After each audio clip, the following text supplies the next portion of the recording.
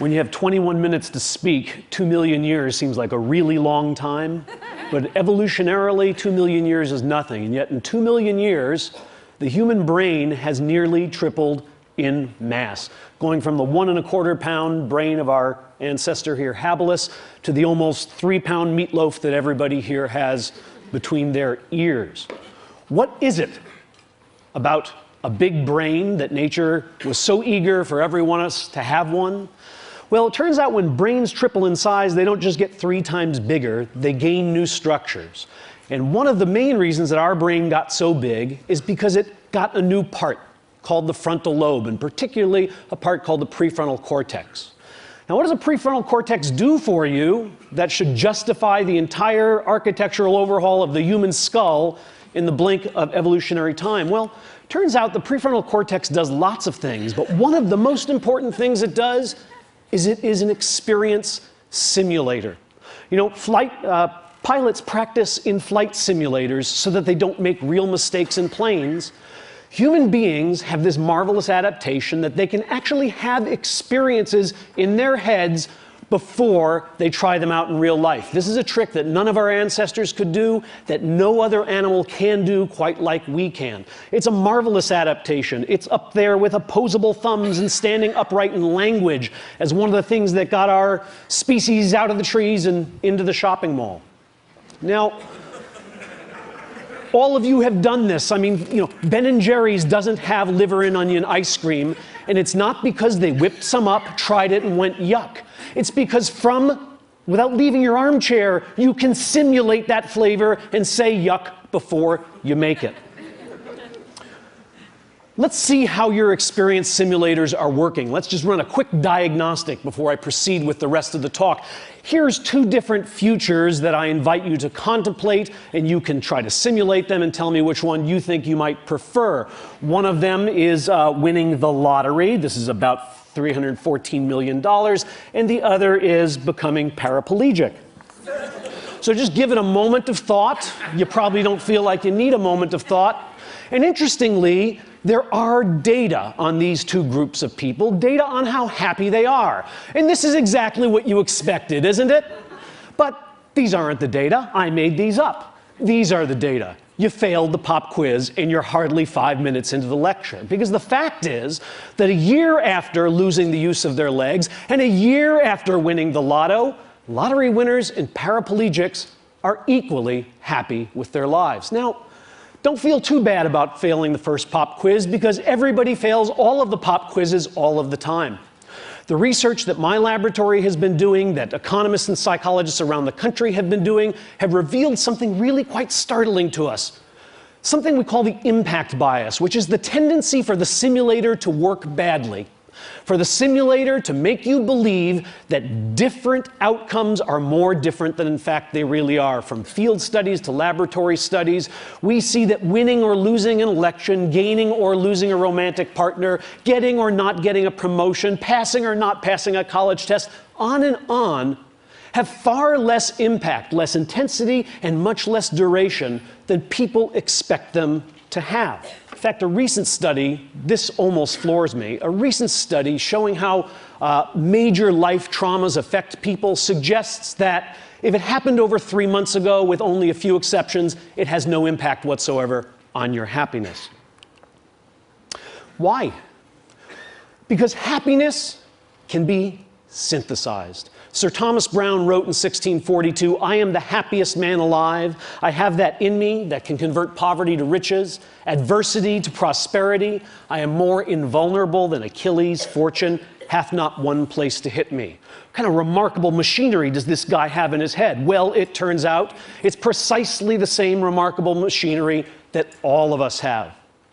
Human beings have something that we might think of as a psychological immune system, a system of cognitive processes, largely non-conscious cognitive processes, that help them change their views of the world so that they can feel better about the worlds in which they find themselves. Like Sir Thomas, you have this machine. Unlike Sir Thomas, you seem not to know it. We synthesize happiness, but we think happiness is a thing to be found. Now, You don't need me to give you too many examples of people synthesizing happiness, I suspect, though I'm going to show you some experimental evidence. You don't have to look very far for evidence. As a challenge to myself, since I say this once in a while in lectures, I took a copy of the New York Times and tried to find some instances of people synthesizing happiness. And here are 3 guys synthesizing happiness. I'm so much better off physically, financially, emotionally, and almost every other way, mentally, almost every other way. I don't have 1 minute's regret. It was a glorious experience. I believe it turned out for the best. Who are these characters who are so damn happy? Well, the first one is Jim Wright. Some of you are old enough to remember. He was the chairman of the House of Representatives. And he resigned in disgrace when this young Republican named Newt Gingrich found out about a shady book deal he had done. He lost everything. Most powerful Democrat in the country, he lost everything. He lost his money, he lost his power. What does he have to say all these years later about it? I am so much better off physically, financially, mentally, and in almost every other way. What other way would there be to be better off? Vegetably, minerally, animally? He's pretty much covered in there. Maurice Bickham is somebody you've never heard of. Maurice Bickham uttered these words. Upon being released, he was 78 years old. He'd spent 37 years in Louisiana State Penitentiary for a crime he didn't commit. He was ultimately exonerated at the age of 78 through DNA evidence. And what did he have to say about his experience? I don't have 1 minute's regret. It was a glorious experience. Glorious! This guy is not saying, well, yeah, there's some nice guys. They had a gym. It's glorious, a word we usually reserve for something like a religious experience. Harriet Langerman uttered these words, and he's somebody you might have known but didn't, because in 1949 he read a little article in the paper about a hamburger stand owned by these 2 brothers named McDonald's, and he thought, that's a really neat idea. So he went to find them. They said, we'd give you a franchise on this for $3,000. Harry went back to New York, asked his brother, who was an investment banker, to loan him the $3,000, and his brother's immortal words were, you idiot, nobody eats hamburgers. He wouldn't lend him the money, and of course, 6 months later, Ray Kroc had exactly the same idea. It turns out people do eat hamburgers, and Ray Kroc, for a while, became the richest man in America. Oh, and then finally, the best of all possible worlds. Some of you recognize this young photo of Pete Best, who was the original drummer for the Beatles, until they, kind of like sent him out on an errand and snuck away and picked up Ringo on a tour. Well, in 1994, when Pete Best was interviewed, yes, he's still a drummer. Yes, he's a studio musician. He had this to say, I'm happier than I would have been with the Beatles. Okay, there's something important to be learned from these people, and it is the secret of happiness. Here it is, finally, to be revealed. First, accrue wealth, power, and prestige, then lose it. Second, spend as much of your life in prison as you possibly can. Third, make somebody else really, really rich. And finally, never, ever join the Beatles. Okay, now, I, like Z. Frank, can predict your next thought, which is, yeah, right. Because when people synthesize happiness, as these gentlemen seem to have done, we all smile at them, but we kind of roll our eyes and say, yeah, right, you never really wanted the job. Oh, yeah, right. You really didn't have that much in common with her, and you figured that out just about the time she threw the engagement ring in your face. We smirk because we believe that synthetic happiness is not of the same quality as what we might call natural happiness. What are these terms? Natural happiness is what we get when we get what we wanted, and synthetic happiness is what we make when we don't get what we wanted. And in our society, we have a strong belief that synthetic happiness is of an inferior kind. Why do we have that belief? Well, it's very simple. What kind of economic engine would keep churning if we believed that not getting what we want could make us just as happy as getting it? With all apologies to my friend Mathieu Ricard, a shopping mall full of Zen monks is not going to be particularly profitable because they don't want stuff enough. I want to suggest to you that synthetic happiness is every bit as real and enduring as the kind of happiness you stumble upon when you get exactly what you were aiming for. Now, I'm a scientist, so I'm going to do this not with rhetoric, but by marinating you in a little bit of data. Let me first show you an experimental paradigm that is used to demonstrate the synthesis of happiness among regular old folks. And this isn't mine. There's a 50-year-old paradigm called the free choice paradigm. It's very simple. You bring in, say, 6 objects, and you ask a subject to rank them from the most to the least liked. In this case, because the experiment I'm going to tell you about uses them, these are Monet prints. So everybody can rank these Monet prints from the one they like the most to the one they like the least. Now we give you a choice. We happen to have some extra prints in the closet, and we're going to give you one as your prize to take home. We happen to have number 3 and number 4, we tell the subject. There's a bit of a difficult choice because neither one is preferred strongly to the other, but naturally people tend to pick number 3 because they liked it a little better than number 4. Sometime later, it could be 15 minutes, it could be 15 days, the same stimuli are put before the subject and the subject is asked to re-rank the stimuli. Tell us how much you like them now. What happens? Watch as happiness is synthesized. This is the result that has been replicated over and over again. You're watching happiness be synthesized. Would you like to see it again? Happiness. The one I got is really better than I thought. That other one I didn't get sucks. That's the synthesis of happiness. Now, what's the right response to that? Yeah, right. Now, here's the experiment we did, and I hope this is going to convince you that yeah, right was not the right response.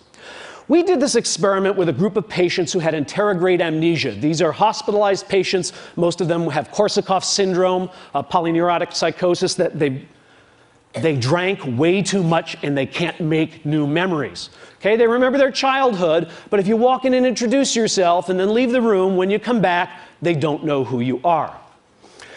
We took our Monet prints to the hospital, and we asked these patients to rank them from the one they liked the most to the one they liked the least.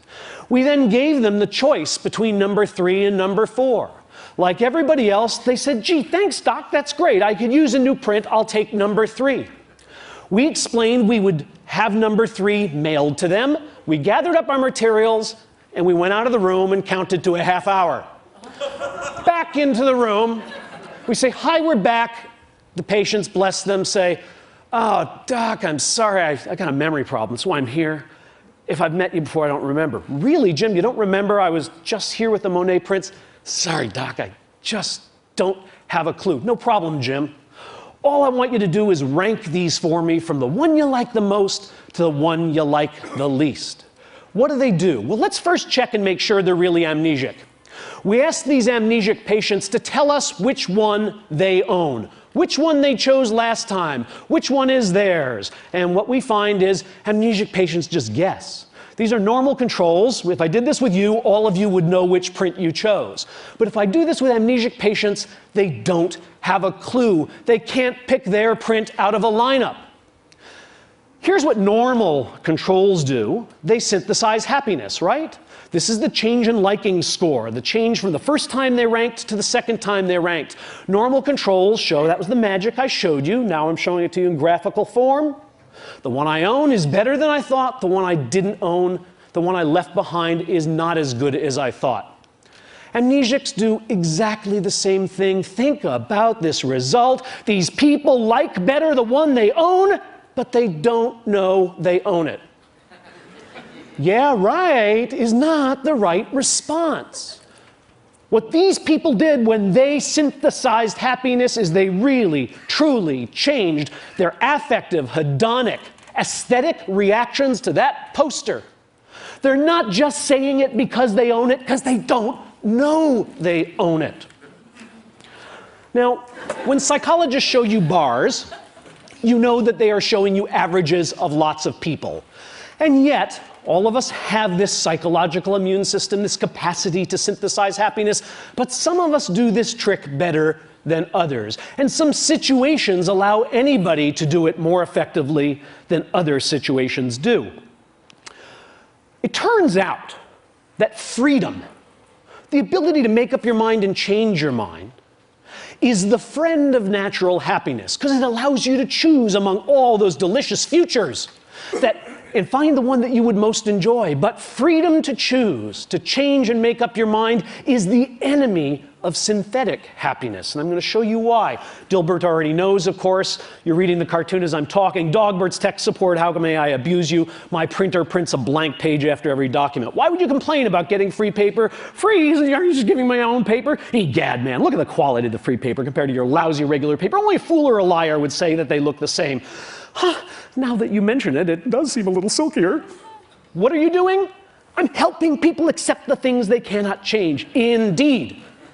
The psychological immune system works best when we are totally stuck, when we are trapped. This is the difference between dating and marriage, right? I mean, you go out on a date with a guy and he picks his nose. You don't go out on another date. You're married to a guy and he picks his nose. Yeah, he has a heart of gold. Don't touch the fruitcake, right?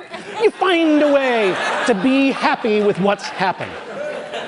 Now, what I want to show you is that people don't know this about themselves, and not knowing this can work to our supreme disadvantage. Here's an experiment we did at Harvard. We created a photography course, a black and white photography course, and we allowed students to come in and learn how to use a darkroom. So we gave them cameras, they went around campus, they took 12 pictures of their favorite professors in their dorm room and their dog and all the other things they wanted to have Harvard memories of. They bring us the camera, we make up a contact sheet, they figure out which are the 2 best pictures, and we now spend 6 hours teaching them about darkrooms, and they blow 2 of them up and they have 2 gorgeous 8x10 glossies of meaningful things to them, and we say, which one would you like to give up? They say, I have to give one up? Oh yes, we need one as evidence of the class project. So you have to give me one, you have to make a choice, you get to keep one, and I get to keep one. Now, there are 2 conditions in this experiment. In one case, the students are told, but if you want to change your mind, I'll always have the other one here, and in the next 4 days before I actually mail it to headquarters, I'll be glad to, headquarters, I'll be glad to swap it out with you. In fact, I'll come to your dorm room and just give me an email. Better yet, I'll check with you. You ever want to change your mind? It's totally returnable. The other half of the students are told exactly the opposite. Make your choice, and by the way, the mail is going out, gosh, in 2 minutes to England. Your picture will be winging its way over the Atlantic. You will never see it again. Now, half of the students in each of these conditions are asked to make predictions about how much they're going to come to like the picture that they keep and the picture they leave behind. Other students are just sent back to their little dorm rooms, and they are measured over the next 3 to 6 days on their liking and satisfaction with the pictures. Look at what we find. First of all, here's what students think is going to happen. They think they're going to maybe come to like the picture they chose a little more than the one they left behind, but these are not statistically significant differences. It's a very small increase, and it doesn't much matter whether they were in the reversible or irreversible condition. Wrong-o. Bad simulators. Because here's what's really happening, both right before the swap and 5 days later. People who are stuck with that picture, who have no choice, who can never change their mind, like it a lot. And people who are deliberating, should I return it? Have I gotten the right one? Maybe this isn't the good one. Maybe I left the good one, have killed themselves. They don't like their picture. And in fact, even after the opportunity to swap has expired, they still don't like their picture. Why? Because the irreversible condition is not conducive to the synthesis of happiness. So here's the final piece of this experiment. We bring in a whole new group of naive Harvard students, and we say, we're doing a photography course, and we can do it one of 2 ways. We could do it so that when you take the 2 pictures, you'd have 4 days to change your mind, or we're doing another course where you take the 2 pictures and you make up your mind right away and you can never change it. Which course would you like to be in? Duh! 66% of the students, 2/3, prefer to be in the course where they have the opportunity to change their mind. Hello? 66% of the students choose to be in the course in which they will ultimately be deeply dissatisfied with the picture. Because they do not know the conditions under which synthetic happiness grows. The bard said everything best, of course, and he's making my point here, but he's making it hyperbolically. 'Tis nothing good or bad, but thinking makes it so.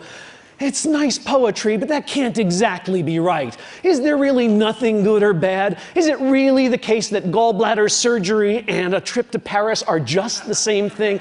Nah, that seems like a one-question IQ test. They can't be exactly the same. In more turgid prose, but closer to the truth, was the father of modern capitalism, Adam Smith, and he said this. This is worth contemplating. The great source of both the misery and disorders of human life seems to arise from overrating the difference between one permanent situation and another. Some of these situations may no doubt deserve to be preferred to others, but none of them can deserve to be pursued with that passionate ardor which drives us to violate the rules either of prudence or of justice, or to corrupt the future tranquility of our minds either by shame from the remembrance of our own folly or by remorse for the horror of our own injustice. In other words, yes, some things are better than others. We should have preferences that lead us into one future over another. But when those preferences drive us too hard and too fast because we have overrated the difference between these futures, we are at risk. When our ambition is bounded, it leads us to work joyfully. When our ambition is unbounded, it leads us to lie, to cheat, to steal, to hurt others, to sacrifice things of real value. When our fears are bounded, we're prudent, we're cautious, we're thoughtful. When our fears are unbounded and overblown, we're reckless and we're cowardly. The lesson I want to leave you with from these data is that our longings and our worries are both to some degree overblown because we have within us the capacity to manufacture the very commodity we are constantly chasing when we choose experience. Thank you.